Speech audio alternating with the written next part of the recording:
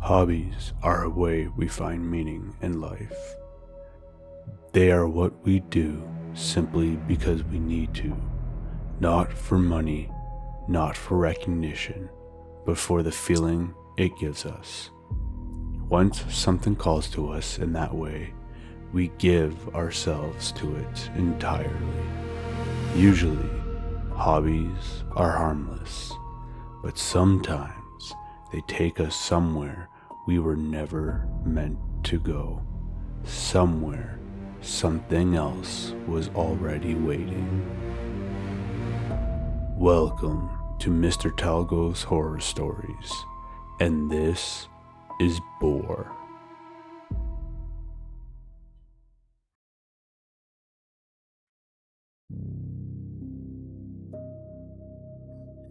I've been hunting for years now. I would say that I live and breathe hunting.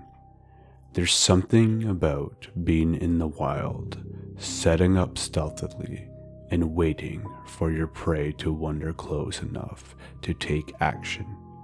Waiting hours for a brief moment of action is exhilarating. Although I would love to hunt all the time, I don't make a living from it.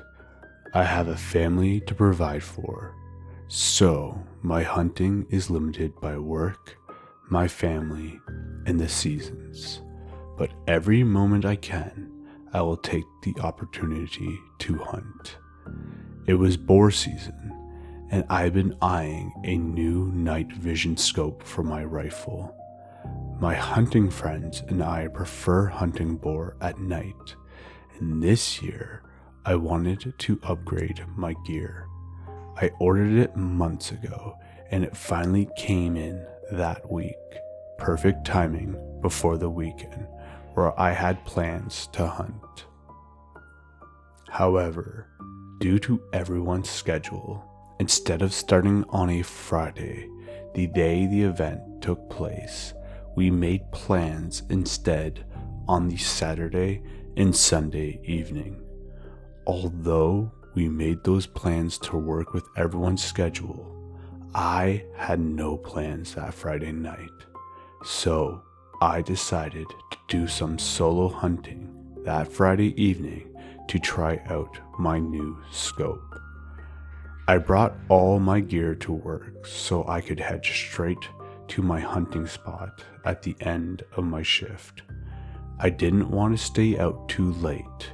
I wanted to make sure I was back home at a decent time to make sure I'm well rested for the rest of the weekend. So when work ended, I hopped into my truck and headed to my hunting spot. It was about an hour drive, and although I've been there many times, I was hoping to scout out a few spots while testing the new scope. When I arrived at the location, I turned off the main paved road onto the dirt road leading into the forest. There, I was able to park my truck and set off. I decided to begin with my usual spot, where I can get myself organized and try out some of my equipment. By the time I was ready to scope out the area, nightfall had already set in. With my new scope, I started testing its limits. Time flew by that I forgot about my additional goal of searching for new areas. It was already getting late, and I wanted to make sure I explored a bit before I headed back. I decided to start moving.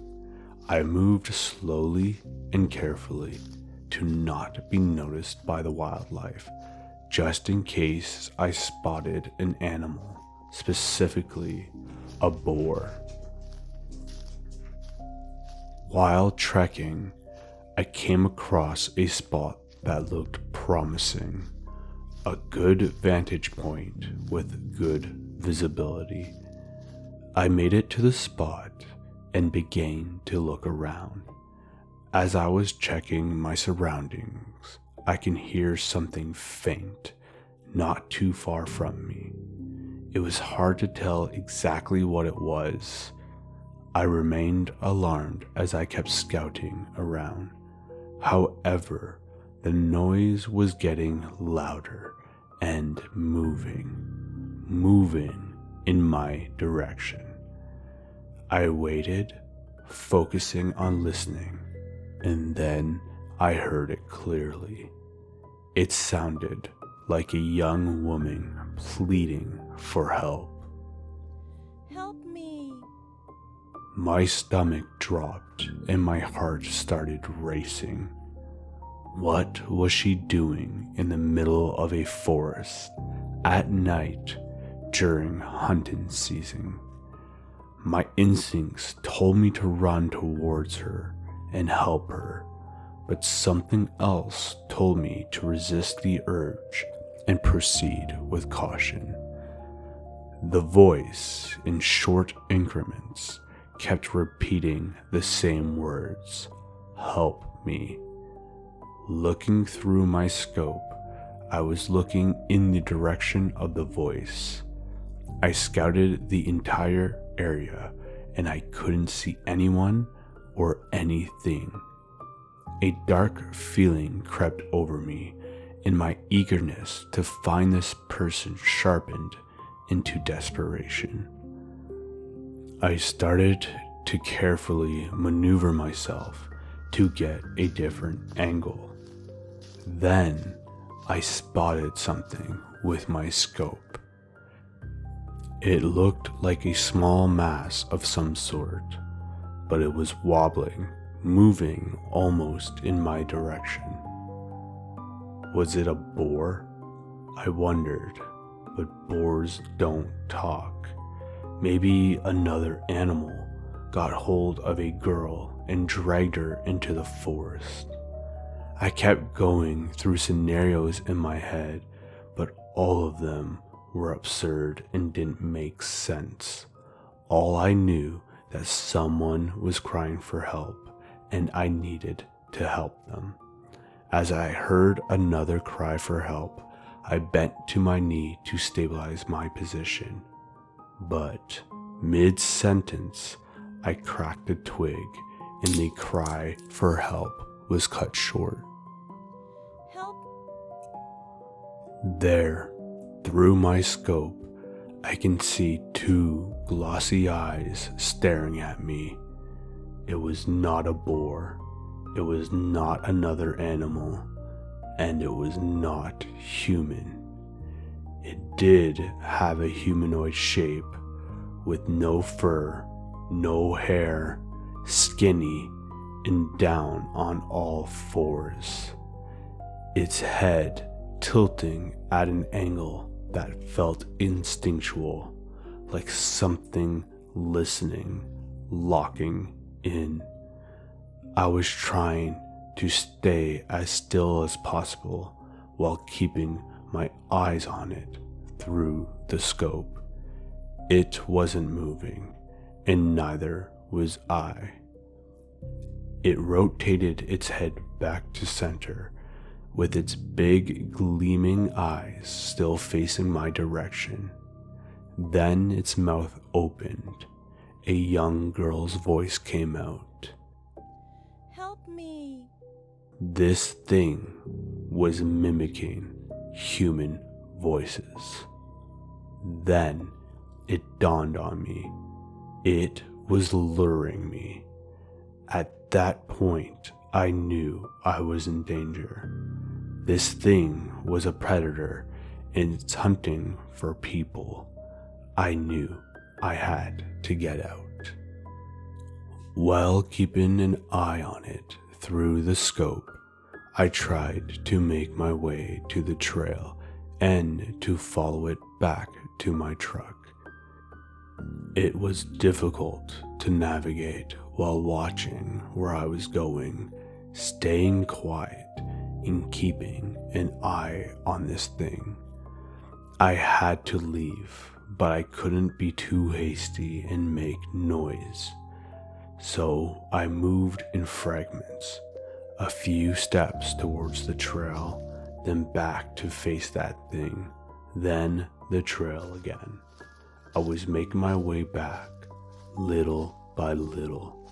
It was eerie since the thing didn't move. It was so still, just crying out for help. A few minutes went by like this, and as I was making my way, I turned to look at it once again, and it was gone. Not a sound, and nowhere in sight. I began to panic. I didn't know where it went. Had it seen me? Was it coming, or had it slipped away? The silence made me think it was the latter. I decided to take one more look around, and if I couldn't see it, it was time to run. However, as I was looking at the spot I was scouting out, I could see it. It was there, crawling around in circles, smelling the area like a hound dog. Nervous, I quickly began to continue to make my way to the trail as I watched it sniff around. And then, suddenly, without making a noise or anything, that thing's head shot up and it was looking directly at me. I'm not sure how, but I bet my life in that moment that it knew where I was. I had no choice but to run. I turned around and ran as fast as I could.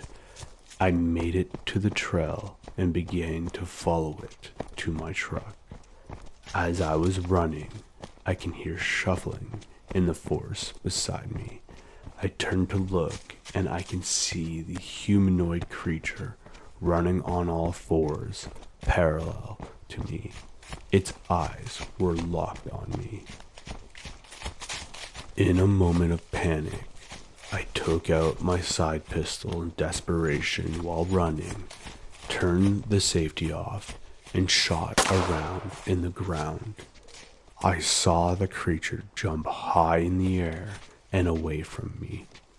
Hoping that I scared it enough, I continued to run to my truck as I watched all around me, trying to see if that thing was still after me. I couldn't hear or see a thing. I made it to my truck, threw everything I had in the trunk, and jumped into the driver's seat.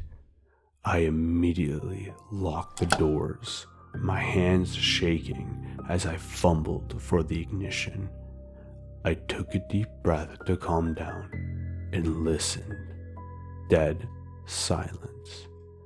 I gently slid the key in the keyhole and turned my truck on. With the roar of the engine killing the silence, my headlights turned on, and in front of me was the slouched, tall, skinny, bald, humanoid figure standing on its 2 feet, staring at me with its big, unblinking eyes. Its head cocked to the side, its jaw dropped nearly a foot, and a long, horrifying screech tearing from its throat. I was so scared.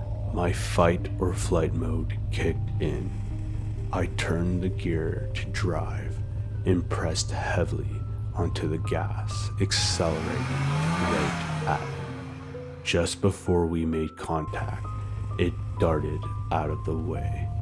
I kept driving, but when I looked back, this thing was slouched on its side, just staring back at me with the reflection of my red backlights in its eyes.